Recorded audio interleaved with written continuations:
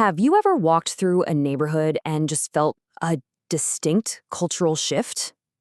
Today, we're diving into the really complex world of immigrant neighborhoods. We're going to look at what separates us and what brings us together. It seems like a simple question, right? But the answer, well, it reveals a lot more than you might think. It gets right to the heart of integration and segregation, these massive forces that are shaping our cities and really our lives every single day. So here's the plan. We'll kick things off with why this stuff even matters. Then we'll get into the real-world costs. After that, we're going to explore why it happens, look at data from all over the globe, and wrap up with a key idea that kind of changes how you see the whole thing. All right, first things first. When we throw around words like integration and segregation, what are we actually talking about? Let's make sure we're all on the same page. It pretty much boils down to this. Integration is when different groups live together, side by side. Segregation is when they live apart. Researchers have this great phrase for it. They say segregation happens when there are thick ethnic boundaries, these social and cultural lines that are just really hard to cross. And what's wild is how differently people see this around the world. In a lot of European countries, seeing a distinct ethnic neighborhood is often seen as a problem, a failure. But you hop over to the US or Canada and, well, they've been part of the city landscape forever. That difference in perspective alone tells you how big of a deal this topic is. Okay, but this isn't just some theory for sociologists to debate. No, segregation has real, tangible effects on people's lives. We're talking about their money, their opportunities, and even just how happy they are. When you look at the data, the connection is, well, it's impossible to ignore. There's this consistent link between living in a segregated area and a whole list of tough outcomes. It can affect your job hunt, your social life, you name it. Let's put some hard numbers to this. So check this out.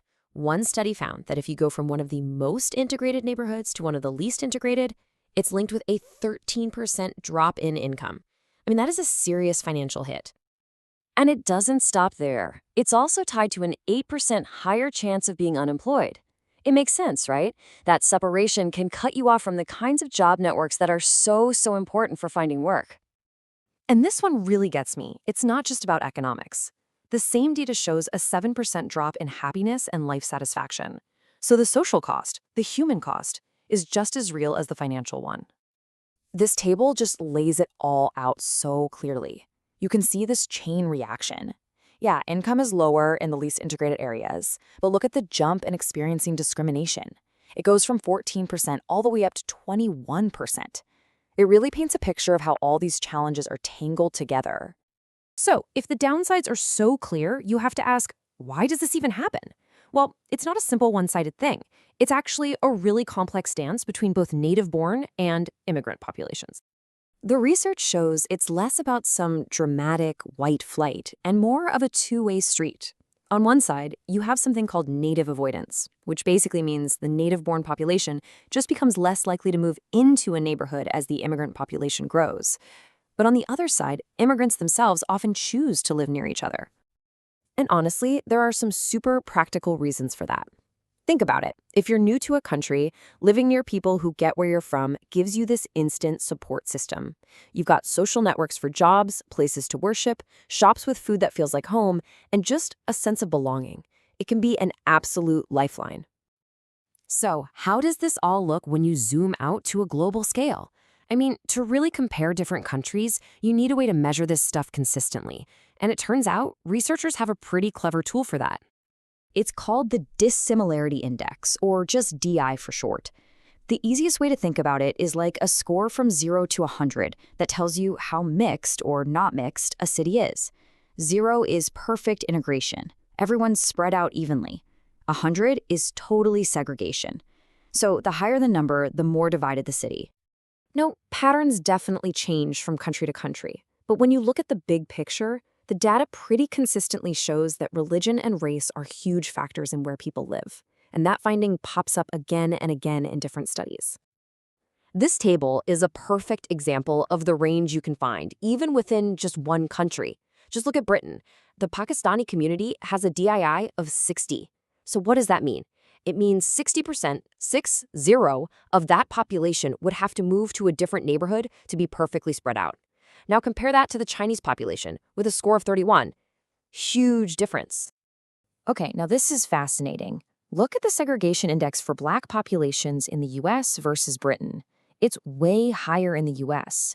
And researchers think that in the American context, race itself is just a much stronger dividing line, a more salient group boundary. And that leads to these much higher levels of segregation. You'd probably think that segregation just kind of fades away over generations, right? And yeah, sometimes it does. In the US, for example, segregation for Asian groups tends to go down over time. But then you look at other groups, like Muslim communities in the Netherlands or South Asians in Britain, and that number stays stubbornly high, barely changing from the first generation to the second. All right, before we wrap up, there is one last really important idea we have to talk about. It's a little bit of nuance, but honestly, it adds a whole new layer to this conversation and helps clear up some big misunderstandings. We have to pull apart two ideas: segregation and concentration. Segregation, that's the DI score we've been talking about. It just measures how unevenly a group is spread out. Concentration, on the other hand, is the actual percentage of that group living in one spot. And here's the key. A group can be highly segregated, but not highly concentrated, especially if their total population in the city is small. And this quote just nails that point. Even though some immigrant groups in France have high segregation scores, the reality on the ground is that neighborhoods where immigrants are actually the majority are incredibly rare. The issue isn't so much the creation of ghettos, it's more about that uneven distribution we talked about. And that kind of brings us to our final question. As our cities just keep getting more and more diverse, what does it even mean for a neighborhood to be good? Is it about who lives there? Is it about the opportunities it offers?